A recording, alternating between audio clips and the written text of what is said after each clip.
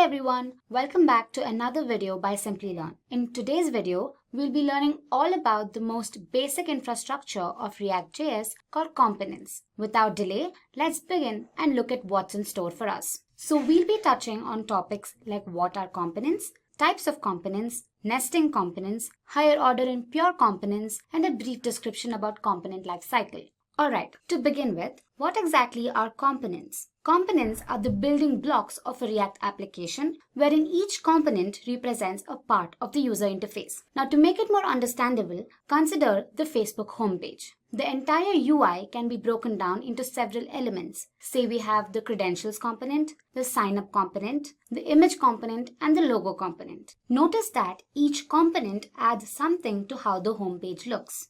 Alright, reusability is one of the salient features of React components. One component can be reused several times across the application, and this improves the development speed. Components can also be nested. One component can internally consist of several other components. In its minimal form, a component must define a render method that specifies how exactly the application looks and feels. A component can also receive properties from its parent components. Also, you'll get a better understanding of all of these when we start working hands-on, so don't worry. So, moving on, let's look at the different types of components. First, we have the stateless functional components, and then we have the stateful class components. Now, functional components are typical JavaScript functions that return HTML. Now, they can be contained in a .js or a .jsx file. Coming to class components, these are regular ESX classes. However, it's mandatory that they contain a render method that in turn returns HTML. They can also be contained in .js or a .jsx file.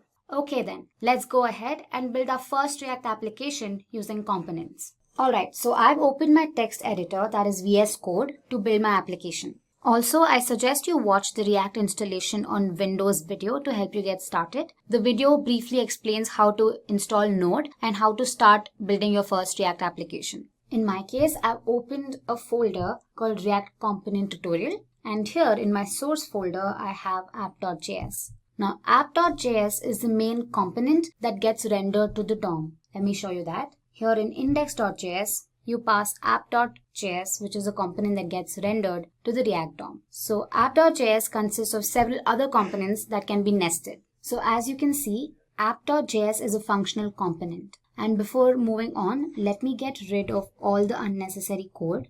So let me delete all of this and return an h1 tag that says hello, welcome to Simplilearn. Let me save it, and if you look at the browser, you'll have hello, welcome to Simplilearn. Now let's go ahead and display another message. Say h1, this video is about components. Alright, let me save it and let me check the browser. It gives you an error. So JSX uses a conventional rule which states that all HTML tags have to be enclosed within a div tag. So for example, I say div and I enclose it. So let me save and check my browser again. Here you go. So multiple HTML tags have to be enclosed within the div tag. Moving on, let's create our first functional component. To do that, I'll first create a folder in my source folder, say components. Within that, I'll create a file, say functional component.js. Alright, so the first thing we have to do is import React. So I say import React from React. The general syntax for a functional component involves the keyword function and say functional component. Now you say return an h1 tag, or I've already used h1 tags, so I'll say paragraph and I say this is a functional component. Alright. Before explaining to you how these components are exported and imported, let me show you the general syntax for a class component. So I create another file, say class component.js. I again import React from React. The general notation is using the class keyword followed by the name of the class extending from the base class React.component. So going ahead, I say class component extends React.component. Now the key feature of a class component is the usage of a render method. So I say render, within braces I say return a paragraph tag saying this is the class component. All right. So moving on, let's see how these components can be nested into the main component, that is app.js. Components can be nested into the main component using import and export keywords. So as the name suggests, export feature is used to export a particular file or a module, and import is used to import a particular file or a module into the current existing module. So we have two different types of exports. You have default export and just export or named export. So a default export is used to export just one object, be it a function, a class, a variable, from the file, and there can only be one default export per file. And when you're importing it, you can specify the address and use the word import before it. So let me show you how it works. Let's go back to our editor and then functional component. And here I say export default and the name of the functional component, that is functional com. So let me save this. And going back to my app.js, I say import name of the functional component, that is functional com from, and I pass the path, this components / functional component. Also, let me get rid of these unnecessary files here. Now let's define functional component in our app.js component. So here I say functional com. Let's compile it and check our browser. Here it says this is our functional component. Moving on to my class component, it's the same syntax here as well. I say export default name of my component, and in my app.js I import it. Import class comp from the path. And again, I'll have to define it in my return method. I say, so let me compile it and check my browser. It says this is the class component. One unique feature of default export is that I can rename the file while I'm importing it. So for example, I can rename it as say FC, and while I'm defining it, I'll have to make sure I use the same naming conventions. So I say FC again. And when I check it, it says this is the functional component. There's literally no difference. The next type of export is the named export or just export. So a named export can be used to export multiple objects, be it functions, class, etc. from a file. Now there can be several named exports from a single file. One hack is that while you're importing, it cannot be renamed. So let me show you how this works. Okay, so let's create another class in our class component. So I'll just copy paste this. Let me give it another name, say class comp1. And the message that I want to display is, hey, I'm another class. All right. So when I'm exporting it, I don't want default. So let me take it off and say export here. All right. In my app.js, while importing it, I want to import both the classes. So I'll include them within curly braces here. I say class comp, comma, class comp1. And then again, I define it here, class comp1. Let's compile it and run it, and here we go. Here you can see, hey, I'm another class. So we've successfully exported both the classes from the class component and imported it back in our app.js component. One advantage of using named export is the fact that I can choose to import the classes that I want to. Now say for example, I do not want to import class component here. So let me take it off, and here let me comment this. Now let's compile and see. Hey, I'm another class. The second class got imported while the first class that was defined earlier is not imported here. Alright, so next up we have higher order and pure components. Now I won't get into the nitty-gritties of it because they're advanced topics, but to give you a brief insight, higher order components are basically functions that take in a component and return a new component. The whole ideology behind higher order components is to facilitate the reusability of component logic. Okay, so let's see how this works. Let's go back to our code editor. Let's create a component in our components folder. Let's call the component click.js.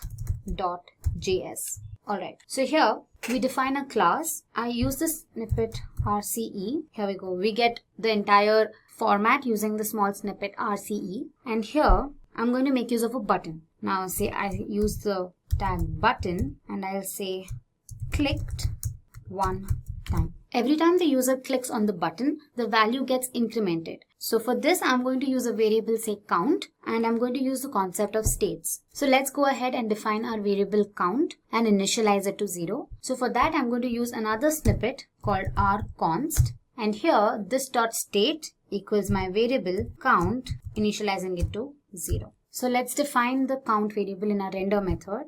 So I say const count equals this dot state. So every time we click on the button, the count value has to get incremented, right? So we make use of an event called onClick equals this dot update click. Now update click is going to be another method that we have to define now. So every time the button gets clicked, this method is called. So let's go ahead and define the function.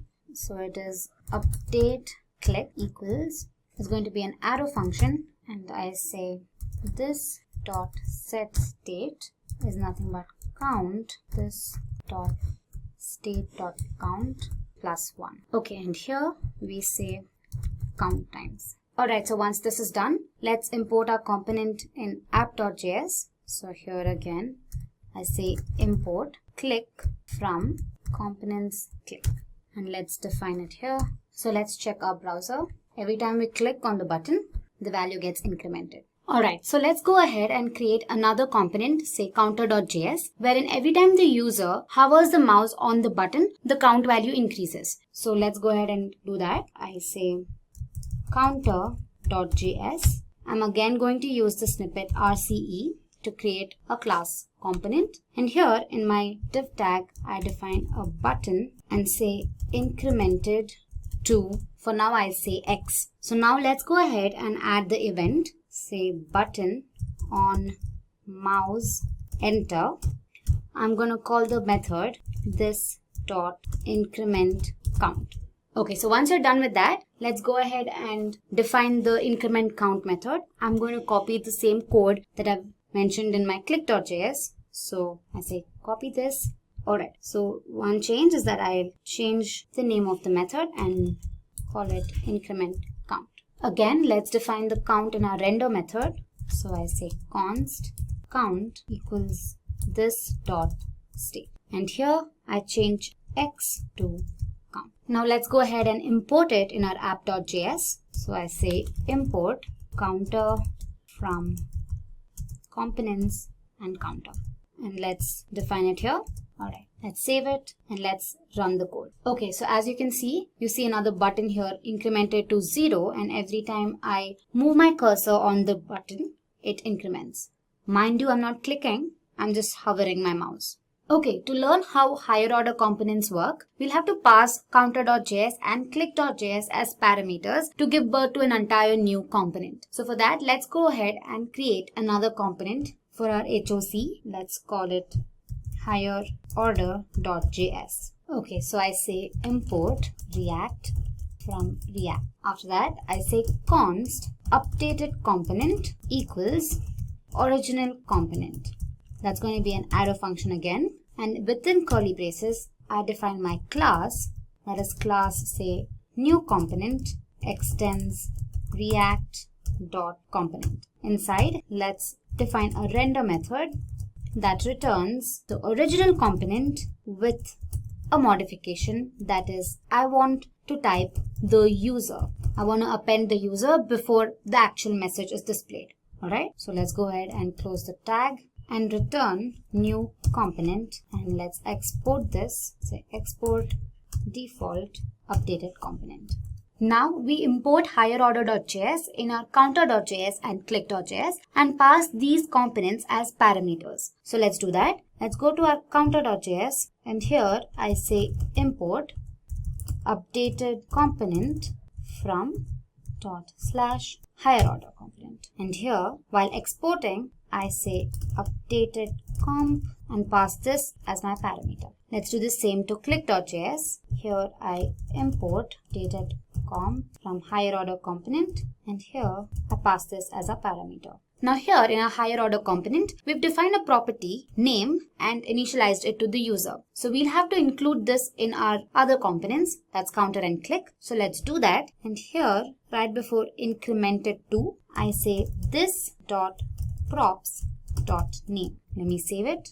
Let me do the same thing here and say this dot props dot name. So if you go back to our browser, here you can see it says the user clicked 0 times and the user incremented to 0. Okay.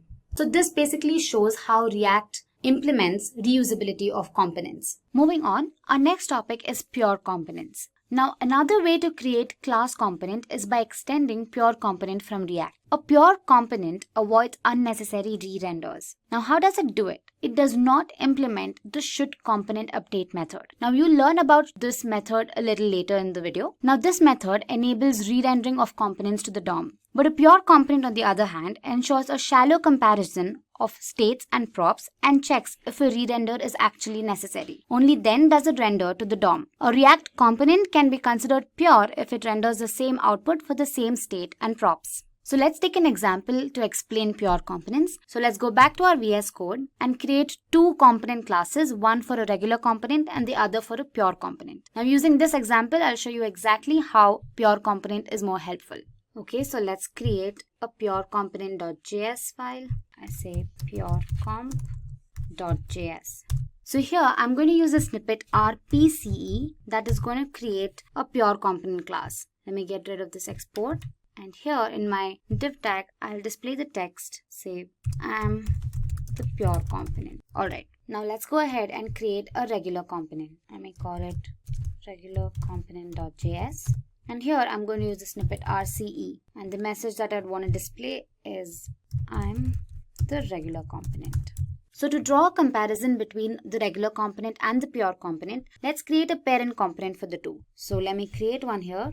I'll call it parent component.js. And this is again going to be a regular class component. And here I display the message, I am the parent component.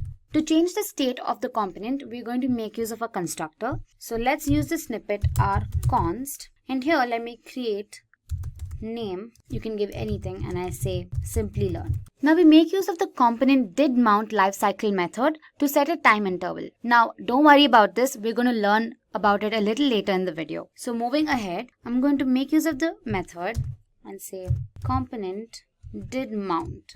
And here I say set interval. And the first argument is going to be an arrow function and the second will be the time interval. And I'm going to be setting it to 3 seconds. Now within the arrow function, I'll make use of the setState function to set the state of my property. However, I do not change the name. I keep it Simplilearn itself. Moving on, let's import pure component and the regular component into our parent component and then pass name as a property. So to do that, first import purecomp from pure component and then I say import regular comp from regularcomp.js. And here, let's say regular comp name equals this dot state dot name. And I say pure component name equals this dot state dot name. Now let's include the property name in both our regular and pure components. So to do that, let's just say this dot prop dot name. And here I again say this dot prop dot name. And finally, let's import parent component into our app.js component. So here I say import parent comp from, okay, and here let me define parent comp. So now if you look at the browser, we have I'm the parent, I'm regular component Simplilearn, and I'm the pure component Simplilearn. We've got the result as expected. Now to check if the pure component is actually re-rendering or not, let's include simple console.log statements. So here I say clg snippet and here I say pure component render. And in my regular component, I do the same thing. I say console.log regular component render. Now let's do the same in our parent component as well. Here I say parent component render. Alright, so let's go back to our browser and inspect it in our console. First, the parent component gets rendered, then the regular component, and then the pure component. After that, for every 3 seconds, only the parent component and the regular component is rendered. For the same state and prop, the pure component is not re-rendered. So in conclusion, pure components optimize React codes and also improves performance. So coming to the last topic, component lifecycle. So basically, component lifecycle explains the stages the component goes through. The entire lifecycle of a component can be divided into 3 parts. We have mounting, updation, and unmounting. So the first thing that gets invoked in the lifecycle is component will mount. It is invoked right before the initial rendering occurs. Then we have the rendering method. Now once a component is inserted into the DOM, component did mount gets invoked. Coming to the next phase, we have updation. When a component receives props, component will receive props gets invoked. Set state is called when the state of the property changes. So every time there is a change, React decides whether the next component's state should trigger a re-render or not. To do that, should component update method is called. Component will update is invoked right before re-rendering. After re-rendering, component did update is called that makes updates to the DOM. And the last phase is unmounting. Component will unmount method does all the necessary cleanup and erases all the allocated memory and cycles. Alright, so that is it for this video. We'll be coming up with content on props and state, so watch out for that. Until then, keep learning and stay tuned to Simplilearn.